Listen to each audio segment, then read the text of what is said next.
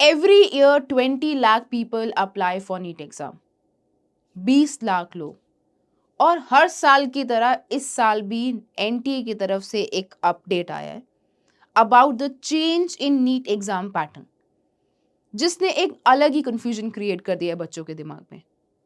सो आज मैं इस वीडियो में आपको साफ साफ बताऊंगी, क्या नीट 2026 के लिए कोई एग्जाम पैटर्न चेंज होने भी वाला है या is just a rumour. So welcome back to NEET iQuanta guys, कैसे हैं आप सब। My name is Kriti, I am your chemistry educator. एक न्यूज़पेपर के आर्टिकल में आया about the change in NEET exam pattern, और काफी बड़ा हिंदी आर्टिकल है जिससे बच्चे आश्चर्यचकित हो जाएंगे। हाँ, मैं भी एक अच्छा सा वर्ड हिंदी बोलने वाली हूँ, क्योंकि आप जब उस आर्टिकल को देखेंगे आप भी आश्चर्यचकित हो जाएंगे। So let's see that article कि वो आर्टिकल क्या बोलता है। और हाँ, it's not just an article, उसमें कुछ ऐसी चीजें भी मेंशन की गई है जो मुझे काफी कंट्रोवर्शियल लगी है कि ये एक्चुअल में ट्रू लिख रहे हैं, ये just to get the information. जैसे कि जो आजकल हमारे कॉम्पिटिटिव एग्जाम्स है, जिससे हम डॉक्टर की प्रिपरेशन या इंजीनियरिंग करना चाहते हैं, उन सभी बच्चों को कोचिंग कक्षाओं पे दिन प्रतिदिन उनकी डिपेंडेंस हो गई है। ऑफ कोर्स हो गई है। अगर आपको क्वालिटी एजुकेशन चाहिए तो आपको कोचिंग में जाना पड़ेगा, एंड डेफिनेटली अगर आपको एंट्रेंस एग्जाम के लिए कोचिंग चाहिए या उसकी नॉलेज चाहिए तो you definitely need a coaching. Schools always work upon the board level and they are doing good. I'm not against of that. हर कोई अपने लेवल पे अगर बेस्ट कर रहा है और चीज़ों को बदल रहा है तो उसमें कोई हानि वाली बात है नहीं।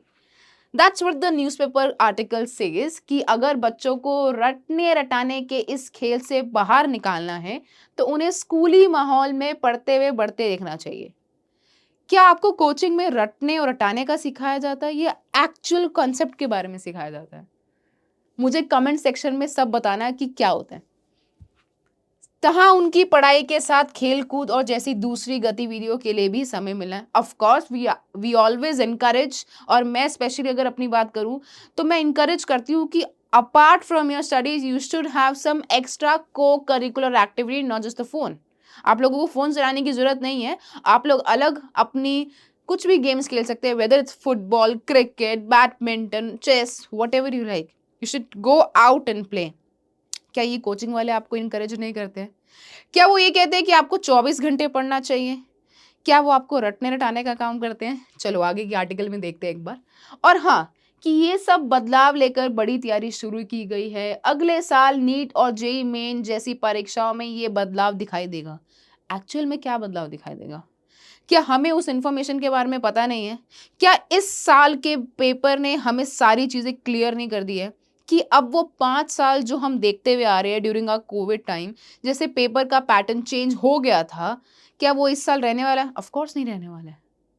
आगे 2026 में तो बिल्कुल नहीं रहने वाला है। हम चीज़ों को जैसे पढ़ा रहे थे हम अभी भी वैसे ही पढ़ाएंगे। और हाँ, डिटेल में ही पढ़ाया जाता है, बट पैटर्न हमेशा हमें फोर्स कर देता है कि हम उस चीज़ में चले। But we are aware of कि how to teach NEET, how to NEET and how to teach JEE. कई सारी इंफॉर्मेशन उसने लिखी गई कि जैसे अगर साथ ही संकेत दिया गया है कि इन परीक्षाओं में अब अभ्यर्थियों की परख बुद्धि और व्यक्तित्व आदि स्तरों पर की जाएगी। मतलब और भी चीज़ों पे आपको एनालाइज किया जाएगा। प्रश्न पत्र के स्तर को भी सीबीएसई सहित सभी राज्यों के शिक्षा बोर्ड की 11वीं और 12वीं कक्षा के पाठ्यक्रम के अनुरूप ही रखा जाएगा। बहुत टाइम हो गया हिंदी पढ़े हुए, तो शायद एक दो वर्ड गलत हो जाए तो माफ कर देना यार। इन ओवरऑल उन्होंने कोई इन्फॉर्मेशन एज सच नहीं दी है कि क्या पैटर्न चेंज होने वाला है, कैसे होने वाला है। एक अपडेट दे दी है।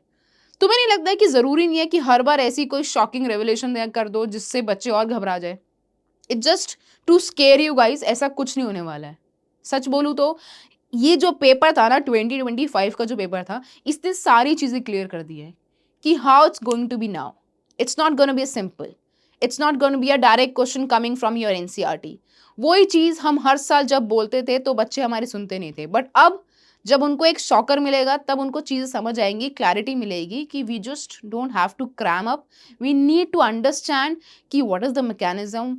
Like for example if I talk about chemistry, we need to consider NCERT and some other thing also. NCERT के अलावा भी कई चीज़ें और ध्यान रखनी पड़ेगी.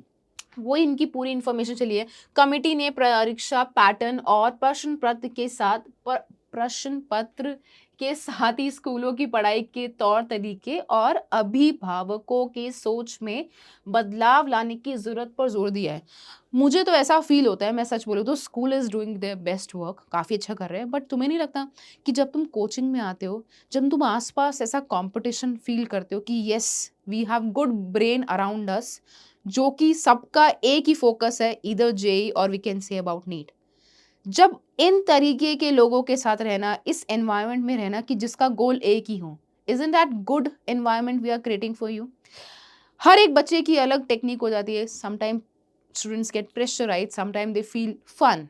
वो डिपेंड करता है human to human, which can also be seen in schools.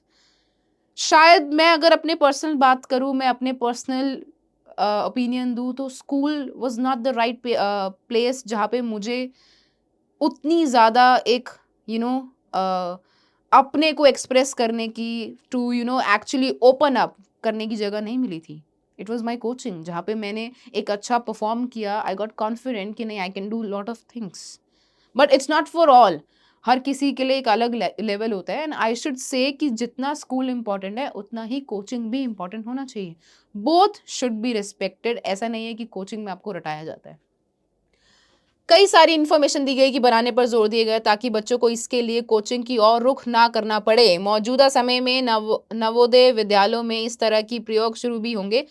I support that कि स्कूल एक अच्छी क्वालिटी एजुकेशन की तरफ बढ़ना चाह रहे हैं और भी इंफॉर्मेशन देना चाह रहे हैं. Definitely you should appear for that. So that's all. Basically they are promoting schools and demotivating our coaching industries and understanding कि वहाँ पे सिर्फ हटाया जाता है. I hope they should come with us and they should understand what we are doing. उनको आना चाहिए और चीज़ों के बारे में समझना चाहिए. मेरा ओवरऑल अगर मैं बात करूँ इन सभी चीज़ों को ध्यान में रखते हुए, how to overcome the changes in the exam pattern, आपको वही चीज़ जो हम इतने टाइम से बताते चले जा रहे हैं कि you have to do conceptual study. आपको अब कॉन्सेप्ट समझने पड़ेंगे. रटना तो हमने कभी सिखाया भी नहीं और रटना तुम करोगे भी नहीं. Focus on the mechanism. आपको मैकेनिज्म पे फोकस करना पड़ेगा. डीप स्टडी करनी पड़ेगी ना ऑर्गेनिक केमिस्ट्री की, जहाँ पे आपको समझ आए कि उसका क्या तात्पर्य है. ठीक है. बहुत टाइम हो गया यार. हिंदी अपनी आई नो लैंग्वेज है बट बोलना और लिखने में फ़र्क आ जाता है. So prepare for conceptually tough questions. आपको अच्छे क्वेश्चंस अप्लाई भी करने हैं. Focus on NCERT as it's the foundation of NEET, but we need to build up on the foundation for appearing in NEET. Foundation तो create कर लिया पर उसके ऊपर अगर बिल्डिंग बनाए नहीं तो फाउंडेशन का काम क्या होगा. समझ रहे हो. तो नेक्स्ट टाइम से कोई डरने की जरूरत नहीं है, एक कंफ्यूजन क्रिएट करने की जरूरत नहीं है. No need to fear. Everything is okay. You are doing well. I hope सब नीट 2026 क्रैक कर ले एंड अपना बेस्ट दे. Thank you guys. Thank you so much. And you can also contact us if you need more information. The number is 9667069483. You can follow us on the Instagram channel, that is Neat iQuanta. Thank you everyone for your time. All the best.